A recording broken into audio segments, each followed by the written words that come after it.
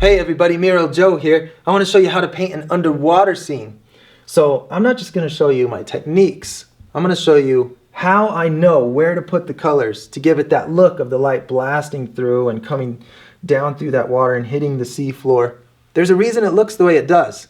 And when you know that, you can invent your own techniques. So let's get started with lesson 1.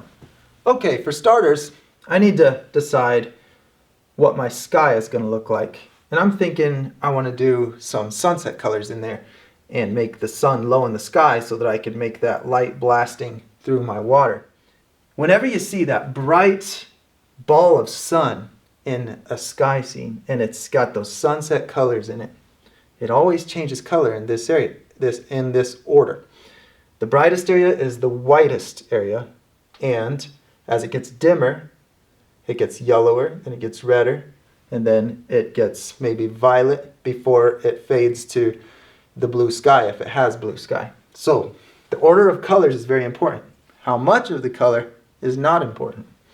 So I'll do some yellow right here. My sun will be here. I'll put yellow right there. And then I think I could probably afford to do a little more yellow. Let's say that much. Next color over, because it's getting dimmer as it goes this way, will be the red.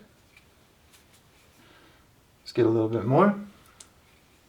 Next color over, maybe all the way in the corners, because I want it to be circular, following the pattern of the sun blasting through maybe a watery looking sky with a lot of mist in it, like it's the ocean.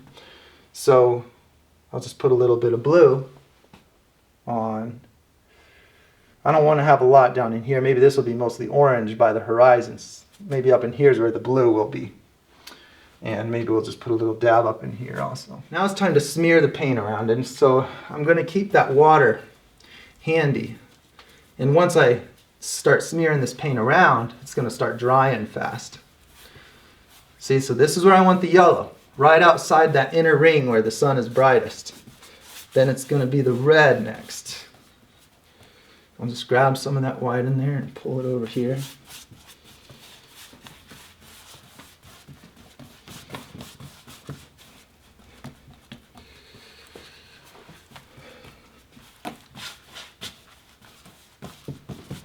Let's get a little bit more of this white. I don't think I put enough. Put a bunch in the middle and use the rest out here. You'll see me through the course of the job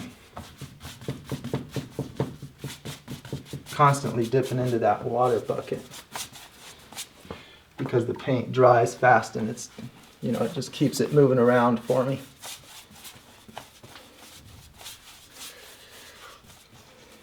Just like this.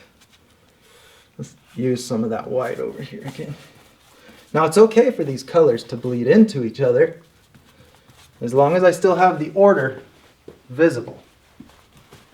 See, my brush is real dirty, so when I come back to these brighter colors, I might get some of those dirty colors in it. But it's okay. The order of the colors is still there, and when I'm done with this and it's all dry, I'm going to put a big bright white ball right in the middle to be the sun. And that'll reestablish my brightest spot. So let's do 1, 2, 3 white. This is my bright watercolor. So now I know I've got 3 white to 1 blue to 1 green on this. Whether that's ounces or pounds. It's not going to be pounds. Okay. Kilograms, grams. I'm not sure what you'd measure paint in other than, I guess you could do like milliliters. Maybe they do that in Europe. Maybe everywhere besides America. All right. I like that color. I always use this kind of figure 8 pattern just to pull the colors together. Then I blend them, you know, soften it after I get them distributed.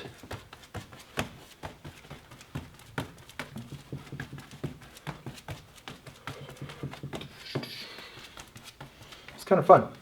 It's a good way to work out your arm, I'll tell you that.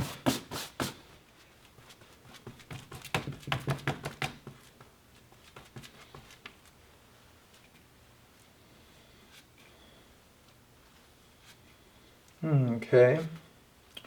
I want it to be a nice even transition, nice gradual transition, rather.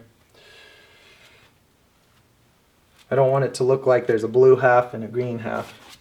I want it to be nice and continuous. So this gradient is like a gradient of the light green that stops here, and this gradient of dark blue goes all the way and stops at the top. They overlap each other. 1, 2, 3. Then I did this little triangle of red, and this time I'm going to put it right down there. And then my greens were 1 green. That was a really big brush load of green, if I could tell. 1 blue. Those look similar. And then 4 white. 1, 2, 3, 4. You know, the reason that I don't just pre-mix these colors and say, put this color here, and blend them together, well, because I just think it really helps a person's understanding of what is actually happening between the colors to create the look. And I want you to see that. I want you to see that it's not an exact shade of light tan and an exact shade of blue that creates the look. It's the fact that as it gets brighter, it's getting to more of the light tan. As it gets darker, it's getting to more of the deep water color. It's that relationship that creates the look. I can make this any color I wanted to, as long as I was real careful to make that relationship between those two colors. You know, sometimes your hand is a real good blending tool.